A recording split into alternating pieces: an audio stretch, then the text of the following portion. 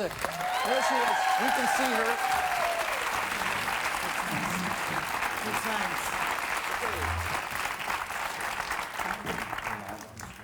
Thank you. Waving the peace sign over there, Shantel. How are you? I'm good, thank you. Good. Well, this is it, you guys. Huh? So it.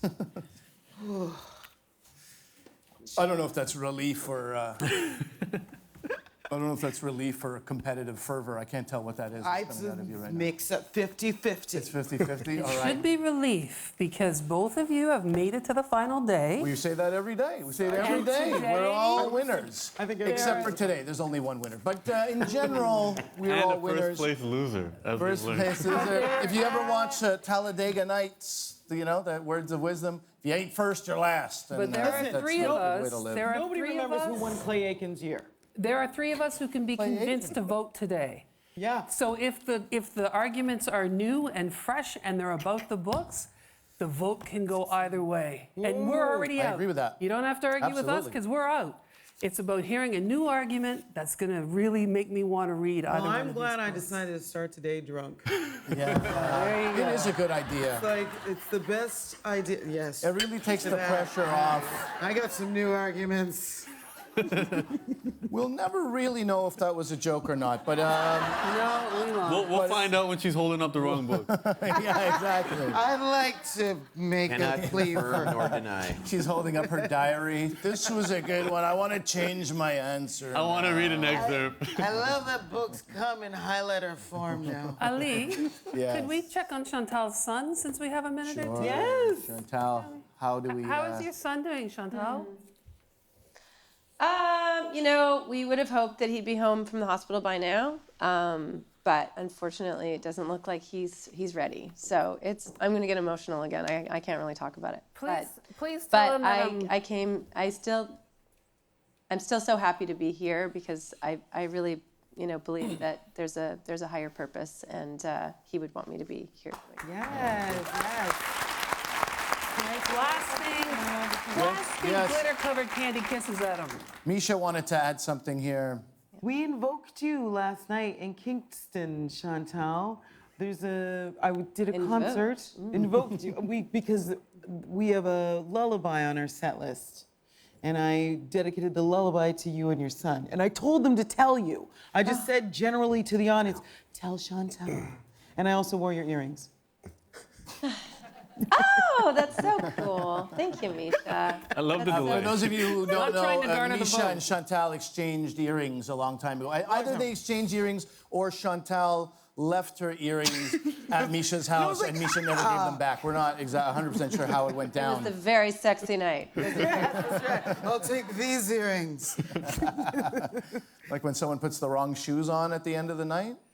Except shoes you take off, earrings you don't Happens. typically. Happens. Gentlemen, you are looking wonderful today. I must say, this Describe it for glitter, Chantal. the glitter for the radio listeners that may not They're not see here yet, it. They're not actually. They're here coming yet. in soon. Okay. Jody is wearing a beautiful mauve golf shirt, of course. Lavender. Golf shirt every day, but a different one. Again, not from your own The collection. wardrobe people at CBC Yeah. have done a fabulous job. I think we But matched Ali and very Humble well. are And I in don't suits. get to keep this one either, by the way. Ali and Humble are in suits, and Humble has the most beautiful bluish blue on his head with this gorgeous Bling, bling. glittery, blingy, candy-like headpiece that I feel like. Candy. I mean, it's only looking dope because it's reflecting your beauty. Racking up the vote. There Racking is up an the argument. vote. That's an argument for $15. That's what you call a mic drop moment That right was there. pretty That was- fantastic. It's It's over. We can go home. Let me 15, just try all right. and get. Ooh, I'm gonna have to make out with you at this Oh point. yeah, Yeah, where do you that go? was good. Must be TV. While his parents watch from behind him, pretty awkward. Yes. Okay.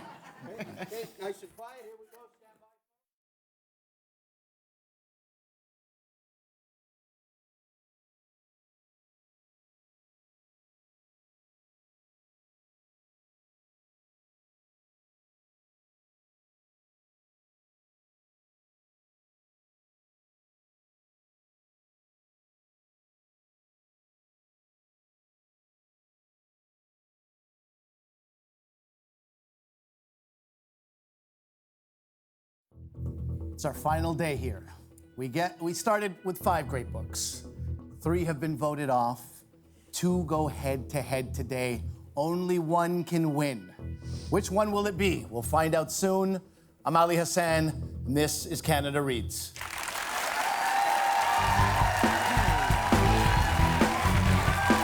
This is Canada Reads, Canada's annual title fight. Hello and welcome. Joining me for the final time are this year's panelists. Let's meet them now.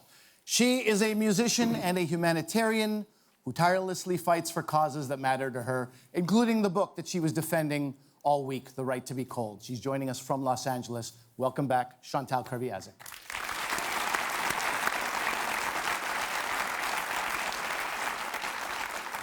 Hello, Shantel. The Right to Be Cold by Sheila Watt-Cloutier was eliminated yesterday, but as you well know, Canada Reads is a celebration of Canadian literature, and there's a lot of people out there who are going to want to read The Right to Be Cold and all the books that we've discussed this week. And I wanted to give you a moment to remind all Canadians why they need to read Sheila Watt-Cloutier's memoir. Well, I'm so grateful to have the floor for a moment. It's very difficult to defend and interject and be a part of the debate from here. But, you know, my son has been laying in a hospital bed. He's not out of the hospital yet. I made a commitment to Sheila in this book, and it was very important for me to still show up and to do my job. But I do feel that I failed at doing my job because we were asked to pick and defend a book that Canada needed to read. Not a book that was interesting or great, but a book that would say something, you know, of substance, something of depth about ourselves as humans, about our world, about Canada. And the 2 books, you know, that remain are tremendous artistic triumphs, and they have great merit, but they don't meet the standard of need for me. If they, I might as well be debating, you know, what book Canada needs to maybe take to the beach, but not what we needed to read, because they're brilliant in the sense of being distractions. We're facing in our world right now the worst refugee crisis, the worst, you know, famine crisis since World War II. We have climate change. We have nationalists that are on the rise, sweeping Europe. We have First Nations communities under boil water advisories, while, you know, young children on these reserves are committing suicide. And it might be boring, it might be challenging, it might be awkward and uncomfortable to read about these issues, but nothing will change if we don't get the gumption and have the patience to read about these things. And so I feel that I failed, and you might disagree. But when I look at the last 2 books on offer, I think, you know, we've fallen into the trap of rewarding you know, creative, comfortable, Giller-approved choices. And that's not what we were asked to do. We were asked to pick something we needed. Noted, and I do disagree to some point, Shantel, only because it's very clear to me that your passion for this cause and your eloquence and your persuasiveness did not fall on deaf ears, and we know that, and people will be reading this book. So thank you for that. Thank you so much. I hope that you will read the book. It's very important. Okay, moving on with our introductions. He made a name for himself as a sharpshooter in the military, and he landed some shots on Canada Reads this week while defending Nostalgia in by M.G. Visanji. Let's welcome back Jody Middick. All right, Jody. Morning. Nostalgia was eliminated on day 2 of Canada Reads, but I want to also give you a moment to tell Canada why they need to read this book. Well, Nostalgia is a book I think everyone should try and pick up and read, because at some point in your life you're going to be faced with a decision on who you are and where you're going to go. And I think this book will give you an insight into what the human condition is when you have those kinds of choices. But also, I feel like it's a world that it's far in our future, but I think it reflects the political and the whatever climate that we have right now, and it's actually a very interesting take on the direction we could go as a society. Okay, thank you, Jody. Get all that drink. She's a passionate performer, broadcaster, and reader. Her passion shows whether she's interviewing A-list stars, doing stand-up comedy, or defending The Break by Katharina Vermette. Welcome back, Candy Palmer. Thank you, Ellie. Thank you. So, The Break was eliminated on day one, and I wanted to give you a moment again to remind Canadians why they need to read The Break. Canada, Katharina Vermette is a beautiful writer. She has a poetry book out that's won a Governor General's Prize. She has an incredible documentary. This is a book that is a little bit painful to read, but it's the story of Métis women in North End, Winnipeg. It talks about how family can still hold you up even in your hardest times. It shows the deep connections we have as women, from aunties to cousins to mothers. It shows how colonization has affected our communities in the past and continues to affect them today. If you are interested in any of that, with also a very imaginative, about 10 different characters actually narrate this book. So you get so many different perspectives as the book carries along. It is a tender, tender story told from a very powerful place. And I hope you'll take the time to go out and read The Break by Katharina Vermette. Thank you, Candy.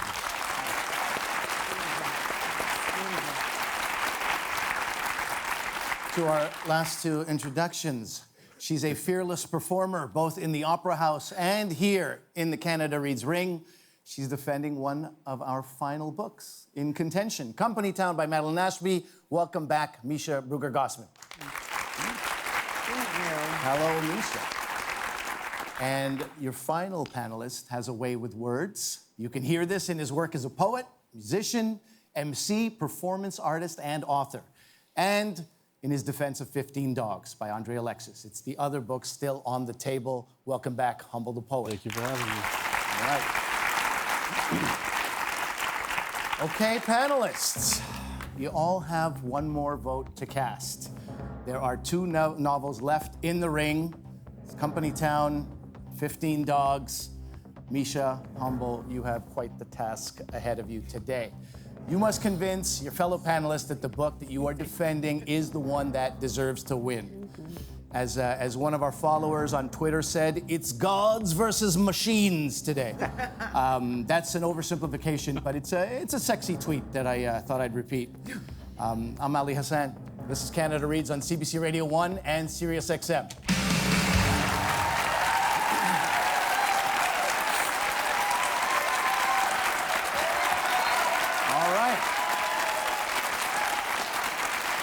Let's start with 60-second defenses from both of you. Humble, we'll start with you. But first, let's remind everyone what 15 Dogs is all about. In a Toronto tavern, two Greek gods place a bet. Suddenly, 15 dogs in a nearby animal clinic begin to think like humans.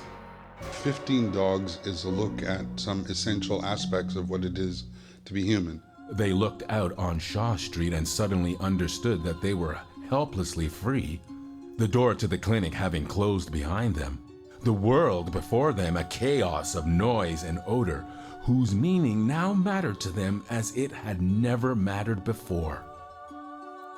Where were they? Who was to lead them? Humble, you have 60 seconds. Why is 15 Dogs the book Canada needs now? To ask what book Canada needs to read now is to really ask, what does Canada need to reconcile with itself? Being one of the most diverse countries in the world, Canada is going to have the most diverse needs. Canada needs to project the voices of the voiceless, the ones the oppressors are hoping to write out of history. Canada needs to reconcile its relationship with its native soil and understand the relationship between itself, the environment, its decisions and priorities are not mutually exclusive.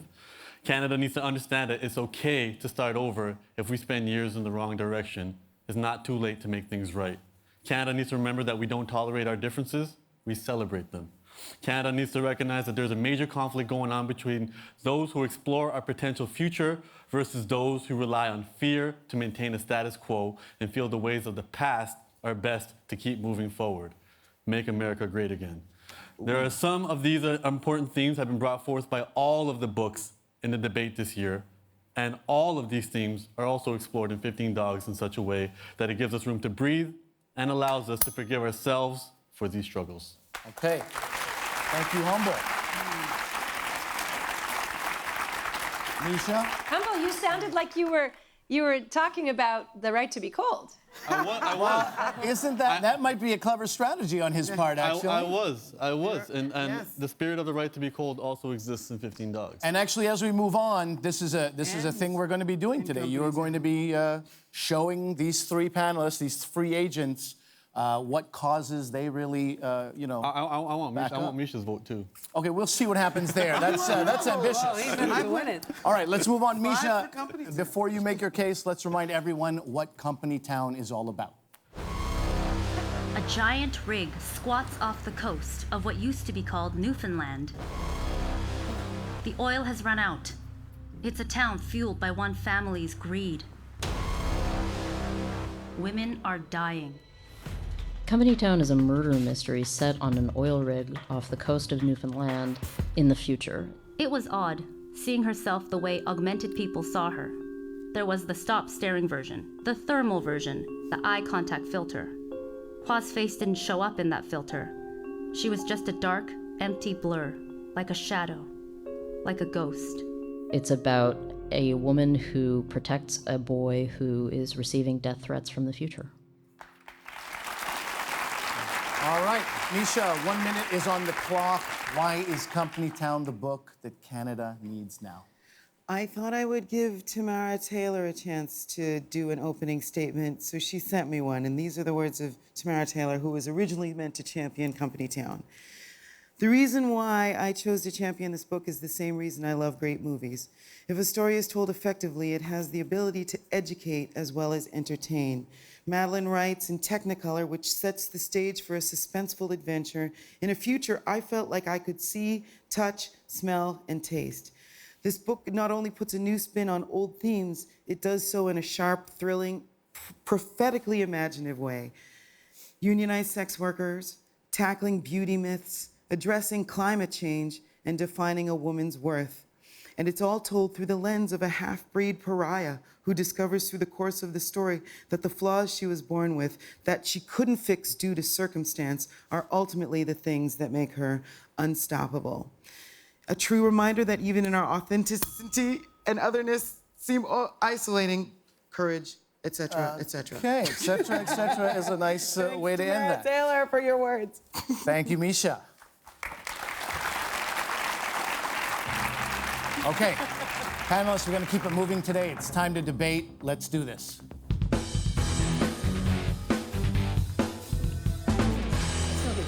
Pretty good.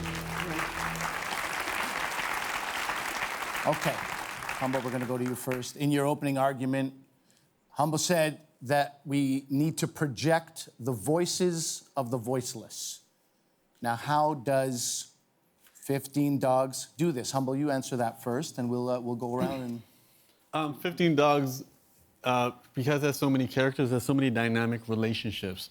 And what you end up seeing is amongst the dogs, you have dominant relationships and you have relationships where dogs are protective of other dogs. And in addition to that, you also have the relationship, the most documented relationship between Madeline and Nira. And we have a third character in that, which is Nira's partner, Miguel, who is building a lot of resentment towards Madeline. And being able to speak up for an animal at that point who was unable to speak up for themselves, Madeline himself, understanding the dynamic of that relationship, he actually notices Miguel's resentment towards him, and he views it as honorable.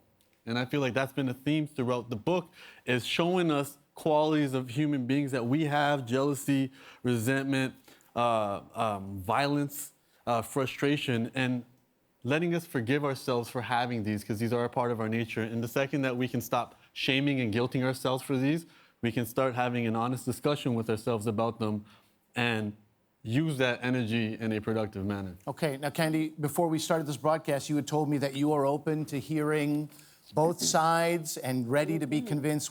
With that in mind, for this question, does this book lend a voice to the voiceless in your mind? I love what you just said, Humble, because I haven't heard that from you yet this week. Instead of answering, Ellie, I would like to put another question to Humble. All right, all right. If that's We're going to all do an right. alternative, make his life harder. So many people have tweeted about the fact that women aren't represented in this. We heard you talk about Mira being a strong woman. But what I'd like you to do, because we're out, you don't have to argue against us.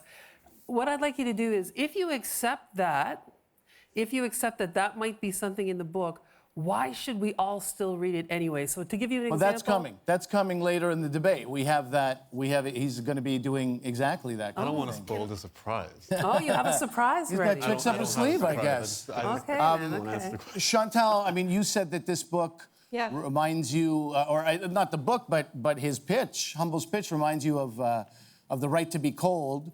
Did you feel that 15 Dogs His opening pitch. Yes. Yeah. Really, I truly listening to it thought he was talking about the right to be cold or the break. And that's a great strategy. I sort of see through it. No offense. You know, I love you, Humble. But the problem is that you told him you see through it. I mean, you could have played along for a few minutes. No. What I was going to say, though, is that what he just said really touched me. Really touched me because it's true.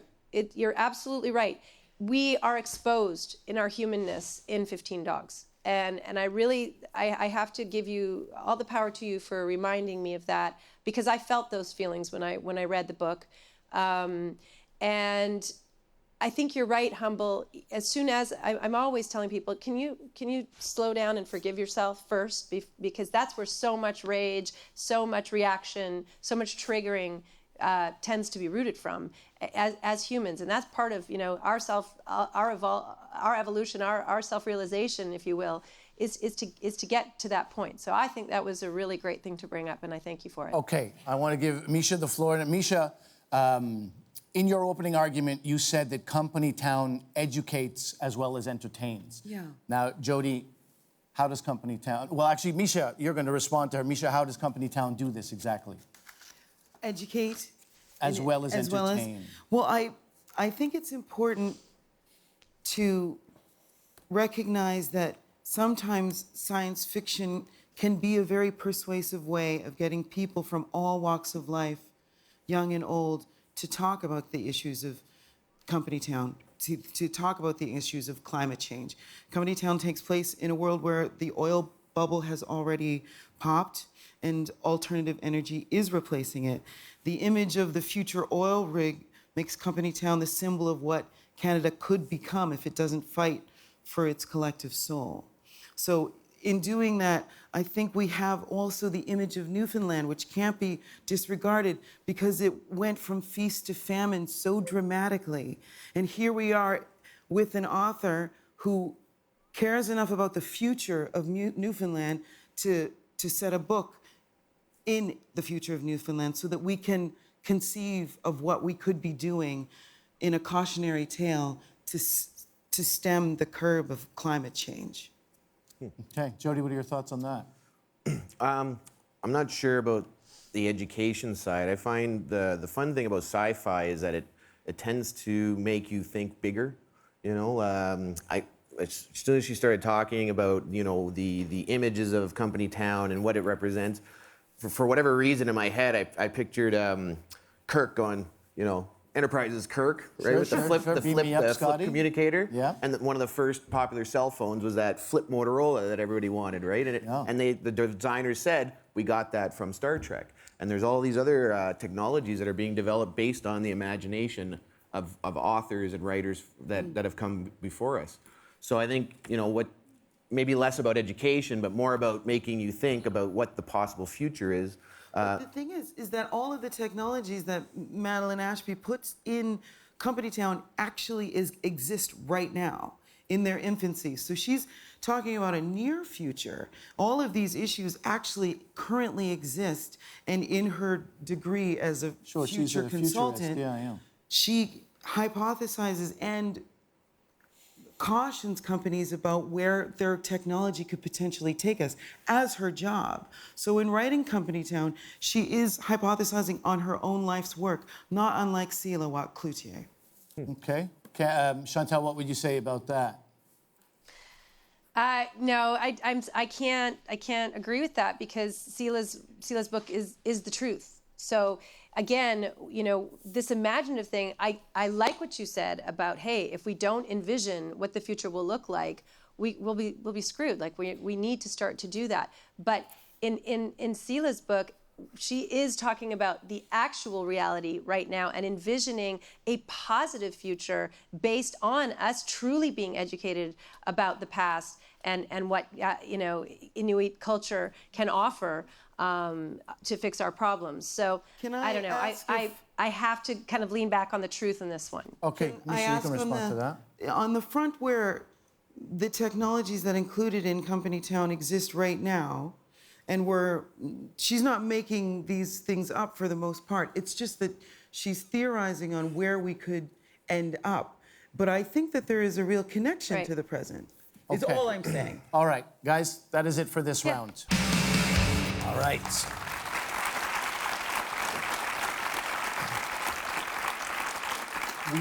We wanted to share with you, what is the secret to winning Canada Reads? And so we asked a few people who know. My name is Clara Hughes. I am Trent McClellan. Hey, bonjour, Wabanakwitnigo. My name is Watt-Cloutier. I'm Cameron Bailey. My name is Avi Lewis. And the secret to winning Canada Reads? The secret to winning Canada Reads. Quite frankly, a whole lot of preparation and a little bit of luck. Bribery, and I gave gifts to the other panelists. I think plugging your own life and experience into it and making it relatable to the average person. There is no secret. Just buy a lottery ticket, make your best case, and hope the chips fall. You need some psychology. You need some mind games. You need to understand what motivates people and appeal sometimes to their basest instincts. It always feels like the right book wins in the end. That was Avi Lewis, Clara Hughes, Trent McClellan, Watt-Cloutier, and Cameron Bailey, and they are all past winners. Giving you advice that I can't help but think could have been useful the first day. You really can't put a lot of that into practice now. But let's get back to the debate. Jody, earlier in the week, you had said that you wanted to discuss the merit of stories. So we're going to do that now. This is the round we are going to play. I guess play is the right word for this. It could be playful, depending on where your mind's at. First question, which of the remaining books is the best written? And I want to ask that to Candy. That is tough because I have to tell you, I always like to put my biases on the table.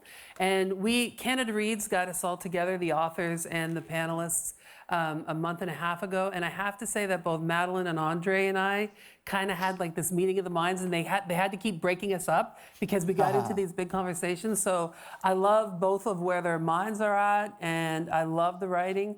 I have to give it to André by a dog hair. Dog hair. If you will. But I will also put this out there that I am not a regular sci-fi reader. So it was part of that was also me getting used to that kind of writing. And also, I'm a dog person. I don't have human babies, I have puppies. Sure. So, but I did think his prose were beautiful. I thought he had a very imaginative way of showing us things without being obvious with it. And I loved how unexpected some of the writing was. Great. Shantel, same question. Which of the remaining books is the best written? That's a very difficult question because that's why I'm asking.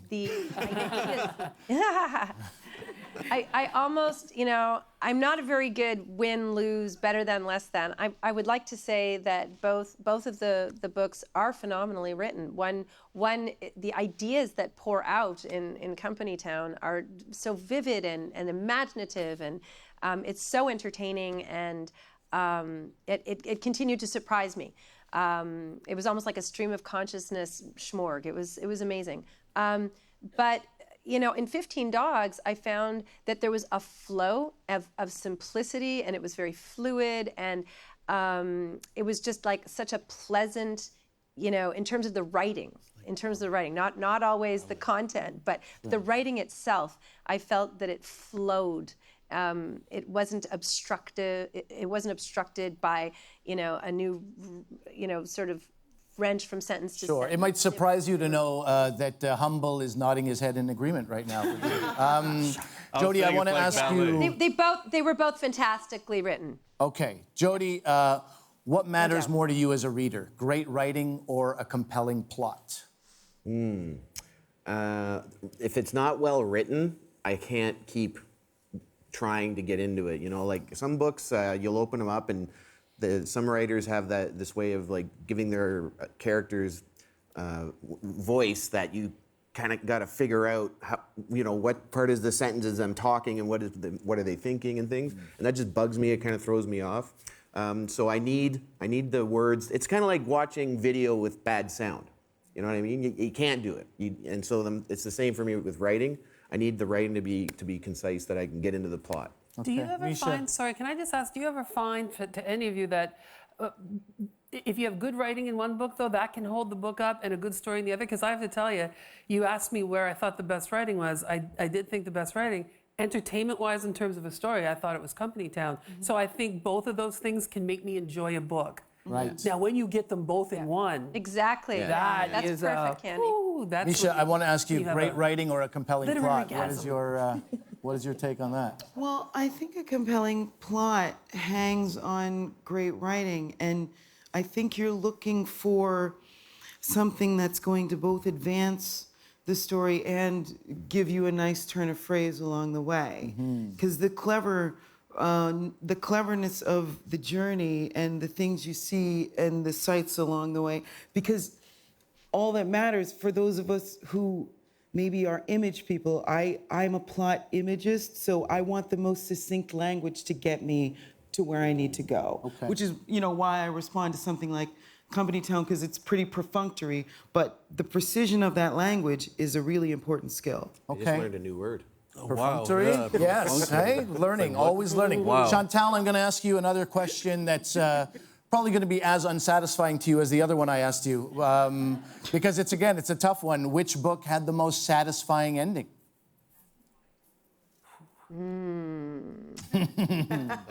Your eyes tell a story, Shantel. I hope you ask me. Well, there was some heat at the end of Company Town, so I'm gonna go with Company Town. Literally. My daughters are in the audience and they see you're winking, and they'll be asking me about that later. Yeah, that's as was far as that? I'll go with that. Yeah. Okay, Candy. Ironically, it was the end of both of these books that lost me a threw little you off. bit. I know. Partly because my dog Chopper just died. I was like, please, let there be some redemption. Let one of these puppies live forever.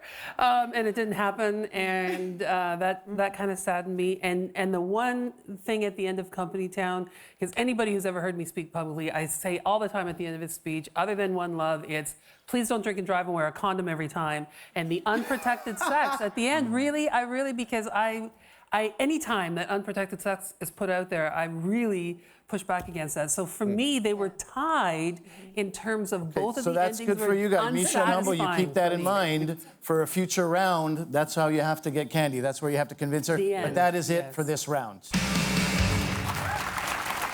Okay. This is our third round. Here, the theme of Canada Reads this year is what is the one book that Canada needs now? So with this in mind, Candy, Jody, and Shantel all brought different books to the table. For this round, I'm going to ask you, Humble and Measha, to convince the three free agents about what matters. Tell them that what matters to them is found in your book. And I think you already touched that with Shantel. And so here's how we're going to do it. So, Candy, you talked about choosing the break because it opens up a conversation about trauma, about healing, bringing people together. So Humble, how does your book accomplish that? So am I talking specifically about trauma and healing? Yes, it is. Okay, so again, the thing with 15 Dogs that separates it from the other books is that it goes a little bit deeper in talking about our nature as human beings. And in terms of, for me, the most heartbreaking moments in the book were not the overt violence. It was not losing a specific character. It was watching Mudge Noun sit outside of a house, having no idea where Nero was, having no concept of what else to do. And the beauty of what this book did was it took our story and it amplified it. Everything we feel is amplified, because what you have now is animals with much more severe and intense instincts and brand new to the world of intelligence. So now when we have that general debate of our heart versus our brain, you know, we've spent some years reconciling both. This is brand new to both. They're like, I can't fight what it means to do one thing, but these new things are telling me to do the difference. And that was so intense that the traumas, the love, the happiness, and everything in turn was on another level. So I think a lot about Prince.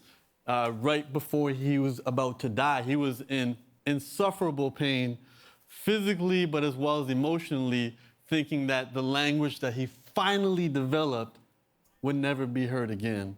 Okay. Measha, obviously a chance for you to answer the same question. I think we do need to unpack the issue of misogyny in 15 Dogs, because when we're talking about the break and the trauma experienced in the lives of the women and how it brought them all together, the fact that there is a really specific perspective from which we hear the story of 15 Dogs. I want to let Humble unpack the misogyny, but I want you to talk about your book. And I'm getting there because it's important that we understand that when you hear one perspective of 15 Dogs, 2 of which are female and then they're murdered at the end, but then we try and bring Mira in as a central character when she's human, and the book is called 15 Dogs, you can't expect that the female perspective is actually represented. But however, in Company Town, through the character of Hua, who is broken and the victim of abuse, but uses her toughness and her vulnerability to really kick butt, and is incredibly central to the lives of the men in her life, as well as being central to their lives, then we can see this partnership play out. And I think that it is a further evolution of the consciousness of what it means to be human, whereas 15 Dogs shows us the infancy. What I'm confused about there is that if we go back to tape on Monday, when I called out, and I remember I was turned this way looking at people back here, and I said, this book is too misogynist, it's too from a male perspective. Over the top of my voice, so that I could barely be heard, was, that's rich, that's rich. It is rich. And then it was a whole attack about the fact that there were no male voices. So it sounds to me like you're saying the opposite now. You left your notes in her dressing room. Oh, that is it. No, I just want to know, like, are you just trying to get my vote, or how do you really feel about misogyny or a female-dominated? Exactly. I feel like there is an absence of voices in both The Break and 15 Dogs. I don't think that they're mutually exclusive. I think we've got 2 books that together are the perfect book. And I think that we have a balance of characters. Do you believe in reverse racism? Do I believe in reverse racism? I think that's a discussion that I will put on hold. It does. I'm going to put it on hold for after this debate. Question 1, just because we have to get through these rounds, obviously, you guys. Shantel chose the right to be cold because she's concerned about the environment. How does your book address this issue? Well, I think that it is an integral part of how Company Town even comes to be in existence, because we're talking about an economy where a resource that they thought would last forever ran out, and then they were tasked this future with finding technology, finding green technology. They were forced into a corner, which is where we are right now. We're forcing ourselves into a corner where we'll run out of everything. And then our backs against the walls, we'll start to have to think about how we're going to heat ourselves and keep ourselves from being burnt up by the sun. Now is the time, and the imperative that Company Town presents is that this is what will happen if we don't take action in the similar way as Watt-Cloutier. Okay, Humble? In 2 different ways. On the surface, in terms of appreciation of our environment, our final character, Prince, has to navigate himself home without sight. And what it does is it paints a new picture of the beaches, a new picture of one section of Toronto, talking about the beautiful smells, the beautiful sounds, the beautiful elements of this environment that we all appreciate and take for granted, because us as humans our sight first. And that's on a surface level, very similar to her argument. On a deeper level, Wow. the reason we have climate change is because we have, I touched upon it yesterday, is a conflict of priorities. It isn't simply, Donald Trump didn't simply just dismantle Obama's climate change initiative a few days ago just to shake his hands and do this. He has other priorities, and those initiatives are in the way of those priorities. And when we recognize that priorities are different, we can all sit at a table and as Jody's mentioned before, solve these using our words, figure out what priorities are, and find a new middle ground, use our creativity to find a new solution where everybody wins. Shantel, your thoughts on that? More than ever, Sheila Watt-Cloutier's The Right to Be Cold has won Canada Reads in my mind. That is definitely one way of looking at things, yes. Because both of their arguments go so far away from the narrative, in my opinion, of their stories. Not at all. However, they managed to find, hold on, this is my opinion, babe, Yeah. this is my opinion. You've gone away from it because I didn't read that part of the book and go, oh, environment. However, the fact that you are able in this moment, that for me, to both of you, that is like the divine, the universe, weather, climate, consciousness coming into the narrative of our conversation here and bringing a light onto this issue. And so I'm very, very grateful for you both having seen that in your books. Okay, final question. Jody had chosen nostalgia because he was invested in understanding how and why people bring their past into their futures. So how does your book address this issue, Measha? Well, I think that if we're talking about technology and its role on identity, we have Hua, who has her body as the source of her memories. Literally, her body is the canvas on which all of her injuries and scars and past life exist. And in nostalgia, you're able to erase that memory and replace it with a new one and not be conscious of that old memory unless you have lost memory or comeback memory syndrome. Nostalgia. Yeah. Now, Hua, against her will, has her body replaced in an effort by the people who love her to save her. And the conflict in Company Town that is essential to her, is essential to the end and how she goes on with her life, is the fact that she has to reconcile the fact that she no longer has the body that she had, but she moves forward knowing that she gets to live a life that was given to her by people who love her. Okay, Humble, how does your book address this? I'm going to use Jody's answer for this because he already hit it on the nose. I guess Jody's not using it right now. Is Well, that okay? and Yeah, okay. in MG Vasanji's story, if you want to start all over, it's going to be expensive. And in this story, for any character, and specifically Atticus, he wanted to start all over. He wanted to make up for the past that he created. And it's going to be expensive. It may not be monetarily expensive, but it's going to require swallowing pride. It's going to require facing uncomfortable truths. It's going to require reshifting your identity in a way that you may not understand. And that's very difficult for us as humans to be like, whoa, I need to stop for a moment. I've been heading in the wrong direction for the longest time. I need to have an honest conversation with myself, and we need to go in a different direction. And that is not always the easiest for people to do.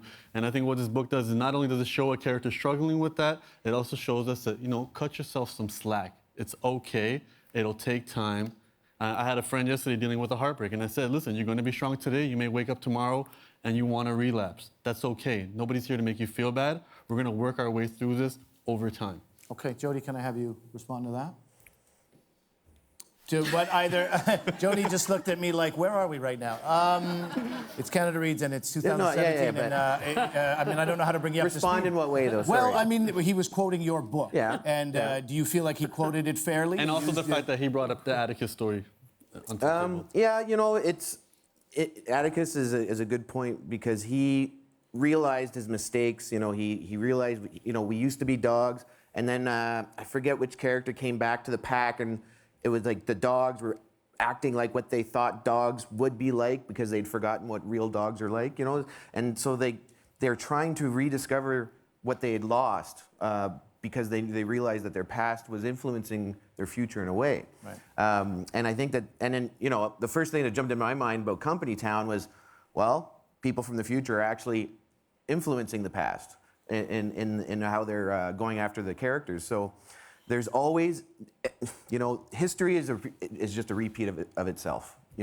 We think our time is unique. Read a paper from 1917, a lot of the same issues are in There there. wasn't climate change. Sure was. Okay. All right, guys, we're you going just to. didn't call it that. We're gonna. That's it for this round. Okay? We got to move on. Humble, Measha, you're almost done. Here's some motivation to help you cross the finish line. Measha, I just want to thank you for bringing Company Town this far. I never thought when I sat down to write this novel that it would go all the places that it has gone, and you have been a huge part of that journey. I'm so very grateful. Humble, I would like you to keep in mind that my kitchen needs painting, and without your success, I will have to live in a drab world of dirty white and blue. Mr. Alexis, 15 Dogs is in the finals. Damn, good work. There's nothing that I can tell you. Just keep doing what you've been doing. My kitchen will be painted. That was Madeline, Ashby, and André, Alexis. They sound like they both already won, but there can only be one winner. I'm Ali Hassan. This is Canada Reads on CBC Radio 1 and Sirius XM. It sounds all to me right. like you're going to be painting Now if you this, lose. I like this. Yesterday, Humble, you had said that Canada needs a hug. Yeah. Right? So I want to give the books a hug in this round. But Measha and Humble, we're going to do this with both two of you.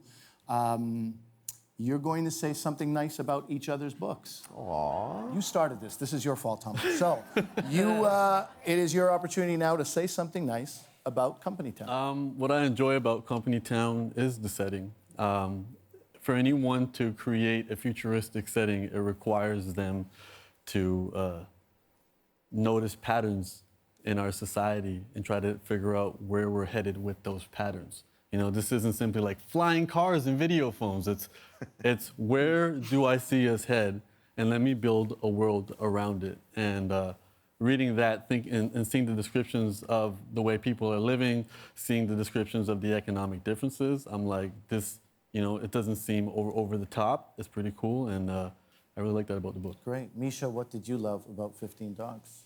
I love that it made me feel more human than before I read it. Because there are a lot of processes in 15 Dogs that I'd not contemplated, whether it's the necessity of poetry or the impetus to love, or even the barbaric aspects of it were very base, and I realized that those things exist in me too.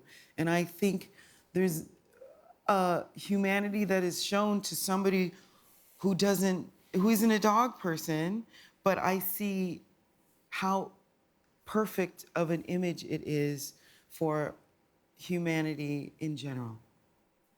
That's nice. I feel hugged. Does everybody else? I feel like I'm enveloped in a hug right now. Good for you, guys.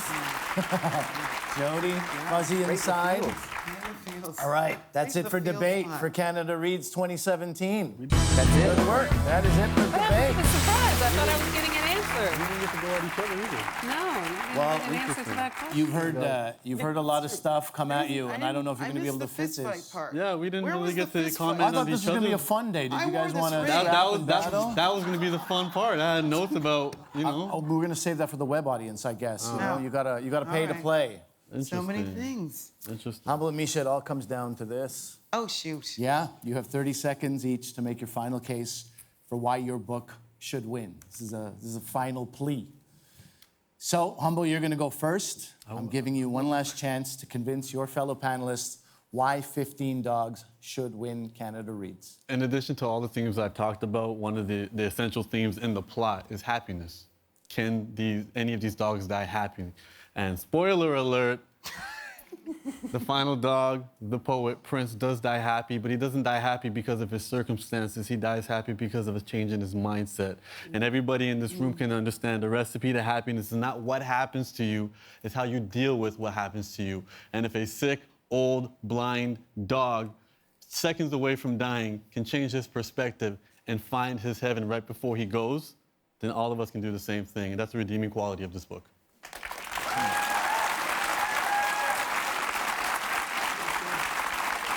Can I ring the bell? You can ring the bell for yourself. I think we'll remove the 30-second limit as this is your final plea, and you can ring your own bell. That's how we'll do it. You can ring your bell. All right, Measha, your turn. You have 30 seconds. This is your last chance to convince your fellow panelists that Company Town should win Canada Reads. Well, listen, Company Town and Madeline Ashby represent a new voice in Canadian genre fiction, and I really feel like we have to make room for her. I am going to bring up a point about 15 Dogs that it is not in dispute that it is a good novel. It has won everything. And this isn't Canada Rereads. This is Canada Reads. And I really would love to set her apart in that regard. And Company Town deals with all of the things that are in the other novels as well. It is a story set against the backdrop of a changed climate, about one underprivileged woman trying to help other women who all have names. All of the names of the victims in Company Town are shown and known to us, as is their lives are told to us. And I think it's important that we also herald a woman who is vulnerable, even though she kicks ass. Ring your bell. That is it. That bell is unsatisfying. It doesn't ring. The bell budget might have been a little low this year. Right? There is something wrong with that bell. It is time to cast the final vote, everybody. This vote is exactly like the vote you cast the last 3 days. Ooh, look at the light. Mark an X beside the book that you want to eliminate. Do the right thing, right? Measha. I just want to be clear. I don't know what that means. Do the right thing, he says. Turban if you vote for. You're voting against the book. Keep that in mind, you guys. Voting against. Vote for the book Against. you do not want to win. Against. Against. Is your book on here? My book's not on here. I've written nursery rhymes. It doesn't fill a book.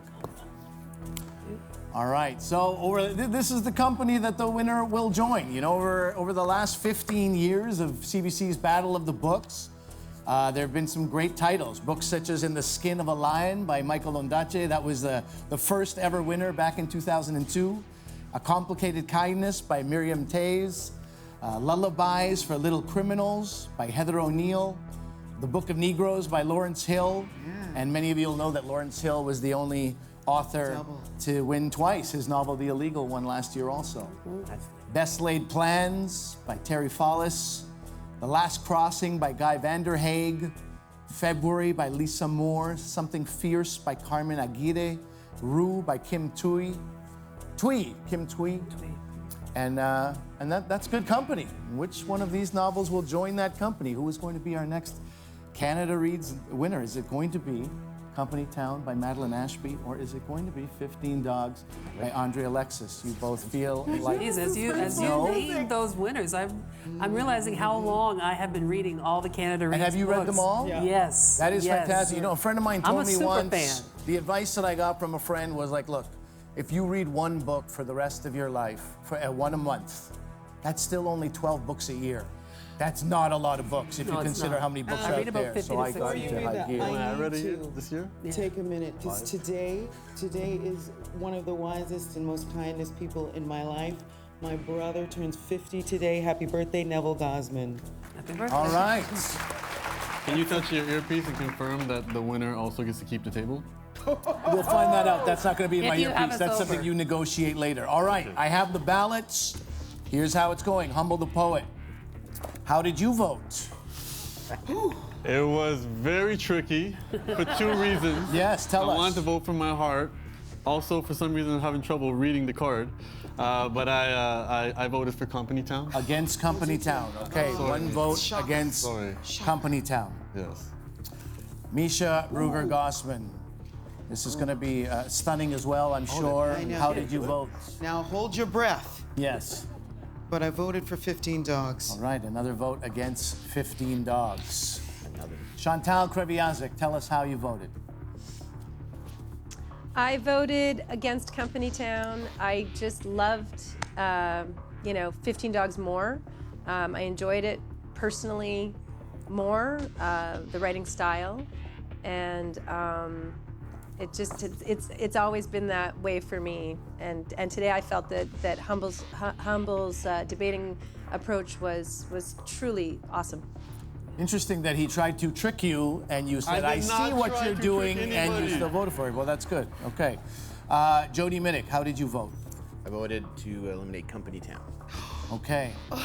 So that is 1 vote against 15 Dogs and 3 against Company Town. There it is. What is the last My one? friends, I'm going to put these 2 books up here. What's the last one? 50, do you want to know what the last one was? I want to know what candy. I want to know. Well, it was also Madeline wants against. to It was know. also against Company Town. All right. You really wanted Madeline to know that? Humble's debate today. All right. It was impressive. We have a winner. It was your closing argument. Company Town is eliminated. The winner of Canada Reads 2017 is 15 Dogs.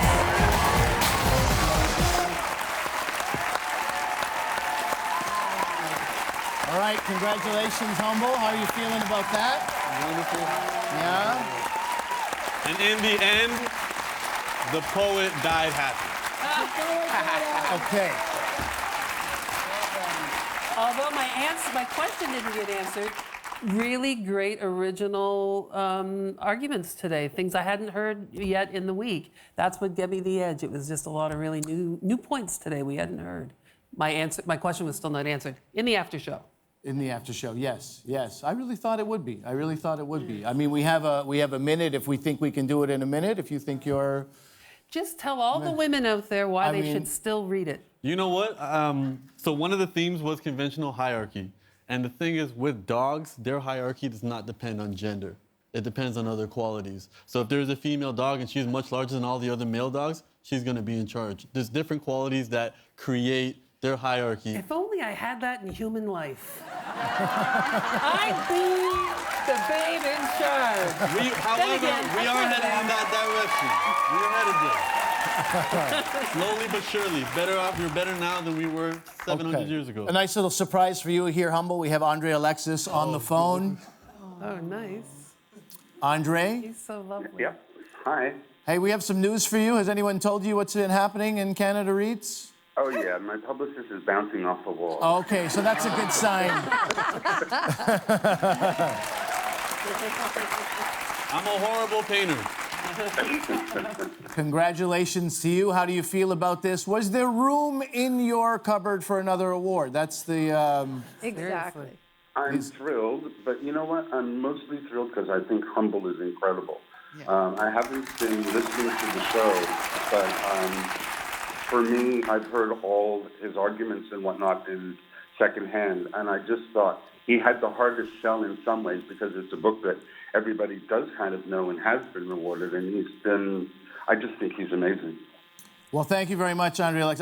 I feel that Humble felt the same way about you. He had a good connection to you Can I and very to your quickly book. say something about our encounter? When we had We have 10 seconds left. When we met, we were supposed to talk about the book, and he said to me, I'm not going to talk to you about the book because you're already going to win. And the only thing he let me do was give me some of the pronunciations for the names because I didn't know. He is a prophet. All right, there you have it. 15 Dogs is the winner of Canada Reads, and it is the one book that Canada needs to read now. Congratulations to both Humble and to André Alexis. You can find out more when both of them are on cue tomorrow morning. A final thanks to this year's panelists, Measha Brueggergosman, Jody Middick, Shantel Kreviazek, Candy Perlmutter, Humble the Poet. Thank you all so much for being with me. This was a wonderful week. Thank you to the Canada Reads team. I'm Ali Hassan. This has been Canada Reads 2017. Thank you for joining us this week, everybody. Now get reading, Canada!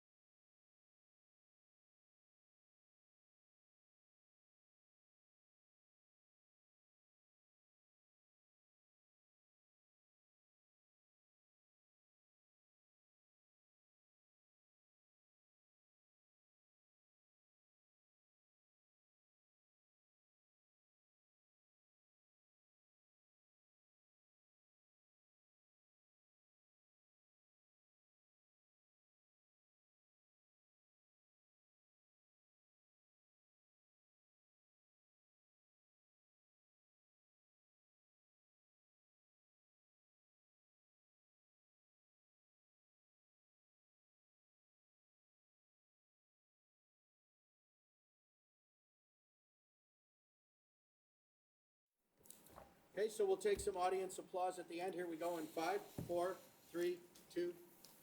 Canada Reads will continue right after the break. Sorry, you said at the end and I got thrown off. All right. Here we go. 5, 4, 3, 2. Canada Reads will continue right after this break.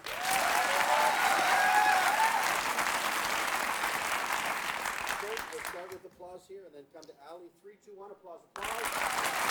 We're back with another round of CBC's Battle of the Books. Good, and we'll have applause at the end. Here we go, Ali, in 3, 2.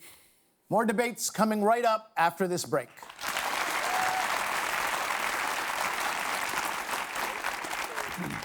Audience applause on the way in. 3, 2, applause, applause.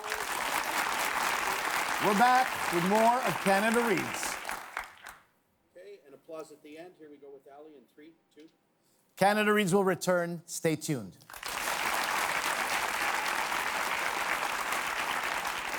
And we'll take applause at the end. Here we go with Ali in 3, 2.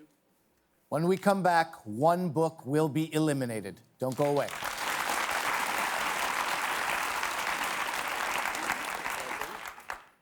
Okay, we'll take audience applause off the top. 3, 2, applause, applause. We're back, and it's time to eliminate another book. Okay, and applause at the beginning. 3, 2. Canada Reads is back.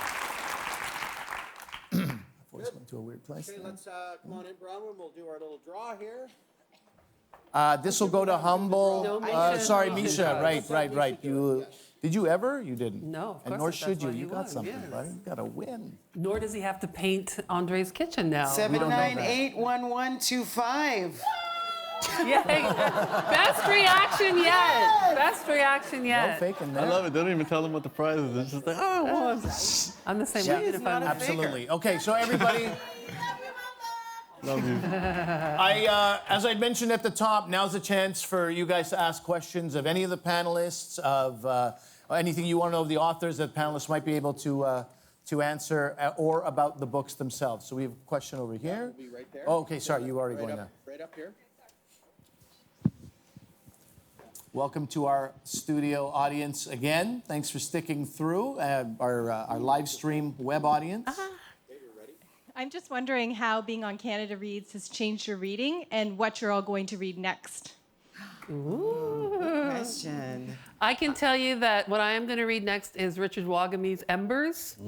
As you know, a good friend, and I'm a big fan. And when he passed, I started rereading all of his older books. Just finishing up Keeper and Me right now, and I am going to read that.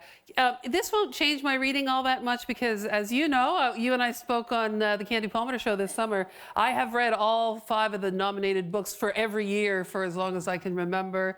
Books for me are like crack, and they will continue to be.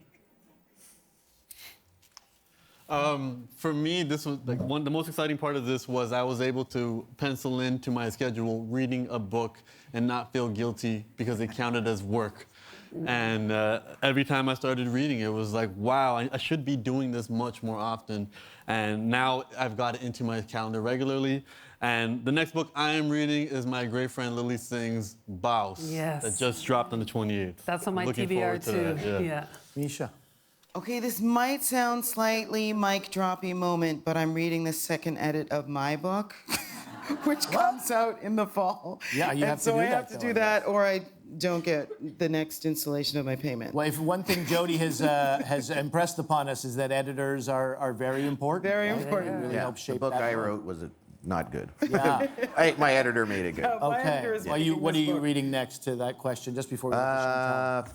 I have a bookcase in the basement full of books I haven't read, but I really want to go back and reread Think and Grow Rich by I can't remember his name right now. Somebody help me. I do not know. Donald Trump. Sorry? Donald Trump, somebody said. Excellent I answer. mean, he may actually have a book called that, but I don't think that's what Jody's I'm sure. Do you know the book? Napoleon Hill, yeah. I just want to go back and reread it. I like to read that one every 2 or 3 years. And Okay, Shantel, just to round out the panel, and I'm sure you're a reader as well, avid reader. Yeah, I want to read The Inconvenient Indian by Thomas King because You'll love it. I've heard great things. Candy had it's really mentioned good. how awesome it is, and I'm so excited to dig my teeth into that one. I recommend anything by Thomas King. Okay, we have another audience question here. Yeah. Hi. So yesterday, I think it was Jody talked about the crappy poetry in 15 Dogs. I just feel like we never really addressed it because I didn't think the poetry was so crappy, but that might just be an opinion. Can I address it really quick, Ali, the moderator? You want to address the crappy poetry? Because when you brought it up, I wanted. Yes, absolutely. Because when I was reading it as well, and again, when you have the name The Poet in your own moniker, when I first read the dog poetry, I was like, what is this? Why are they doing this? This is painful. It annoyed me as well as somebody who loves the written word. However, they explain it so eloquently, and it changed everything. And it's on the last page, and I don't want to give it away, but it turned out to be some of the most creative type poetry ever, especially in relation to a dog. In the beginning, as I read it too, I just thought to myself, this is ridiculous. This book is getting ridiculous. Prince, please stop. I understand why Atticus wants to keep you quiet, but and it's also André Alexis. He adopted the type of poetry from another author named Francois Caradec. In relation to that question, if you were listening on Q a month and a half ago, I said what a huge Humble the Poet fan I was, and I said these are 5 Canadian books and 5 prominent Canadians, and I want to hear a Humble the Poet poem. So when you are on Q tonight, I hope I will hear some kind of an ad-lib about this experience. I was working on that and getting the rhymes. A lot of you have very difficult last names to rhyme. I'm like Cher, you can just use Candy, everybody knows. Okay, so I was working on it, but I spent a lot of time working on notes for questions that were never asked to me. If anybody in the audience can help us with something that rhymes with Kreviazek, that would be helpful to all of us, I think. She's fantastic, Miss Kreviazek. There you go, not bad. Yeah, that was quick. Okay, so I'm just going to ask in my ear for the question because the screen I killed the question. Paige is asking online, what aspect of the debate was more difficult than you thought it would be originally? I think it was. Oh, I'd love to answer that. Okay, well, why don't we go around? I mean, we have the time for that. I think it was also coming in every day, not knowing what the structure would be, which I think makes for good television, but then you have a idea of topics that you think you might be able to talk about, but then that doesn't come up, and so maybe you don't necessarily get to present, but it's the nature of the process. I had fun the whole time. I'm so thrilled I get a chance to be a bigger loser than the last time. Yeah, not as much of a loser or a bigger loser. It's hard to get the right words on that. The last loser as opposed to the first loser. I have to say, Ali, the whole thing surprised me. It wasn't at all. Having someone who watched every year, I don't feel that the debate went like this in further years. I was really shocked on that first day how aggressive things got. And if we could all do it again, I feel like we didn't talk about the elements of the books enough. We didn't talk about the literary merit, and we were just so and for me, because I'm not casual about Canada Reads, as anybody who follows my feeds knows. So that really, really shocked and surprised me. And as a result, I didn't have the kind of fun that Measha had. I didn't have the fun I expected I would. I felt that my altruism bit me in the ass, and that was depressing because right out of the gate when Jody stopped, he was just doing his job, and I just, as soon as he talked on day one about the book, as an empath, as someone who's so committed to this cause that my book was highlighting, it was a little bit hard for me. I mean, he's a soldier, he's a warrior. I am in my way, but not the way he is. And so I felt like that was very sobering, and I found it to be really discouraging. But then once I got past that and I realized, okay, like it or not, this is a game show, this is a competition. It allowed, it sort of renewed my spirit, and I tried to come back with a different attitude. So Sure, I yes, I agree with Candy that day one was really challenging, and if I had to do it over again, I would probably approach day one really differently. I think it'd be I feel fun like if the day-to-day rest that everybody gets is beneficial, right? That time after. But Humble actually has to leave. I'm hearing there's a media that wants to talk to you for some reason. I don't know what it could be about, but do you want to answer that question? Yes, also, it's one thing to be able to address, what Jody might say to me or what Measha might say to me. The other secret monkey wrench in the entire competition was the questions that were being asked on your part, because I wrote notes getting ready to address something else, and you'll ask a question that will take everything in a whole different direction. And we have no prior knowledge of any of that. You guys were all great at being on your feet. I don't know what it would be like. I kind of felt like a kid who didn't do his homework at school, and then you're just like, please don't pick me, please. Wouldn't it be great if the I like this viewers book could vote too? Okay, Right? The most predictable thing that we had every day was the bar at the Intercontinental.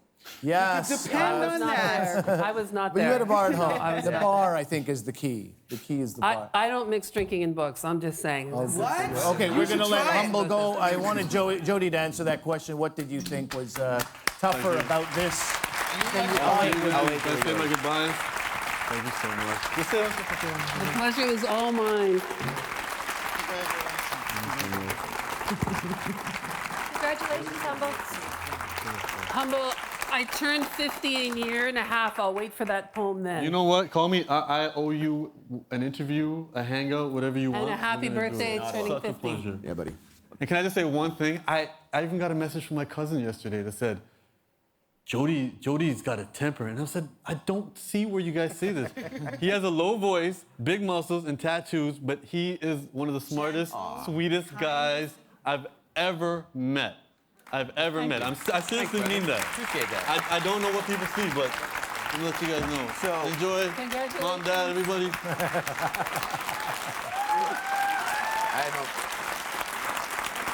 I completely disagree.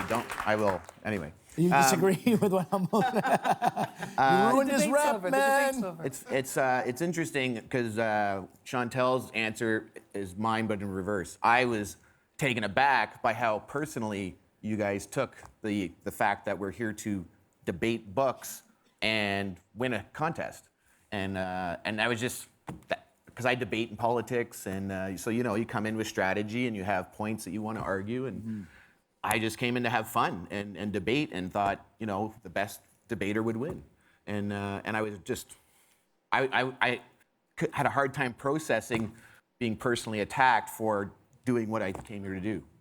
Right. Do you have two more questions? Is that what the 2 is about, or 2 minutes? 2 minutes and one more question, okay. It was really brilliant that there were 2 books by Indigenous authors this year. And I was reflecting back on my education growing up in Nova Scotia. And save for the poetry of Rita Joe, which introduced the concept of residential schools, Indigenous voices were very absent. So particularly in literature. So I was curious if there were other books, or if you would continue to stand by The Break as one of the books that you would recommend teenagers and adolescents read to learn more about Indigenous cultures. First of all, thank you so much for evoking Rita Joe. Had The Break stayed in, her poem, I Lost My Talk, was something that I was going to bring out during the debate, because the part where she says, gently, I offer you my hand and I ask you to let me tell you about me. And I feel that Katerina had that same approach, that she gently and tenderly said, allow me to tell you about me. And unfortunately, that was a very quickly... We have 40 seconds Yep, left. Just so you bet. Know, so I would say, yes, I am going to stand by The Break as a recommendation. I would also recommend Sherman Alexie for students. Sherman Alexie's Flight, and his book, The Almost True Diary of a Part-Time Indian. Both incredibly powerful books for teens and young adults, and even adults may like it.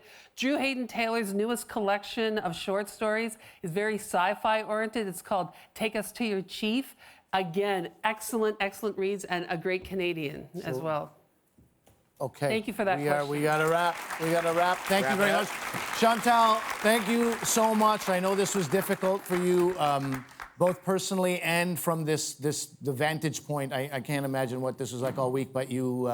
Can I say something? Yeah, we One have more just a book few seconds, from but that point of absolutely. view? Yeah, 2 seconds. Barbara Williams, The Hope in Leaving, is beautifully written. It's a new novel that's come out recently, and it has very similar touching topics, and it really validates the Appropriate for young Native readers. Aboriginal perspective. Okay. It's maybe not quite. Oh, okay. All right. Well, I'm glad I asked. All right. All right. Thank you so much, everyone. Thank you to you guys. Thank you, panelists. Ali. Thank you to the studio audience. Thank you to the crew Ali. here. Thank you. All right. I'm a wrap. Yeah, and we're a wrap.